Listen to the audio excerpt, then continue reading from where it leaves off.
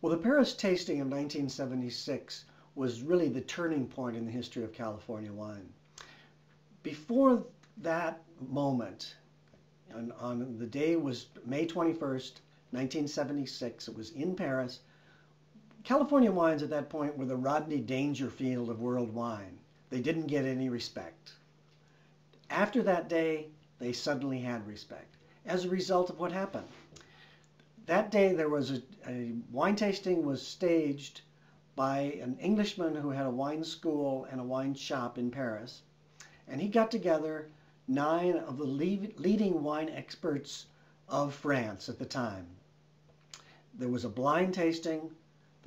The French wines were the most famous wines that French produced, the best-selling wines, the wines that France was exporting to the world. The California wines, on the other hand, were totally unknown. They were very good, but nobody in the world knew about them. At the end of the day, when the French judges looked at their scorecards, they realized that they had selected a California white wine as the best white wine of the day, and they had also selected a California red wine as the very best red wine that day. It was the judgment of Paris, and it had a historic impact because it just changed the reputation of California wines. After that, nobody could say that California wines, or at least this quality of California wines, were not excellent wines because they'd stood up to the French. In fact, the French had said they were better than their own wines. French reaction was, on the one hand, a little bit of respect, not an awful lot of respect.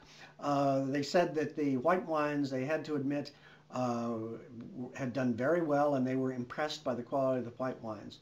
The French said that, on the other hand, they thought the red wines were a little too young to be drunk at this point, and the French wines got better with age, and they thought that if it was only a tasting in 5 or 10 or 20 years later, that the results would be very different. In reality, what has happened is there have been very many retastings of the Paris tasting, as it's called. They did important retastings at the 10th anniversary, the 20th anniversary, and even the 30th anniversary. And year by year, as the tastings have gone on, the California wines have actually done better than the French wines. And they have been moving up in the scorecards while the French wines actually have been going down. I wrote a book about the Paris tasting that came out in 2005.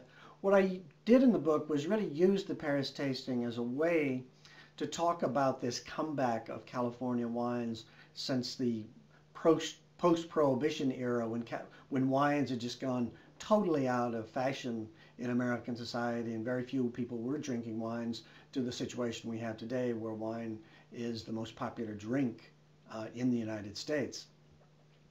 But at the time, I thought it was important to place it in context. So I talked about the comeback of the wines, the way that you had a new generation of winemakers that arrived first in California, and then changed the way California wines were being made, and started a movement of higher and higher quality of California wines. And that trend climaxed at the Paris tasting of 1976.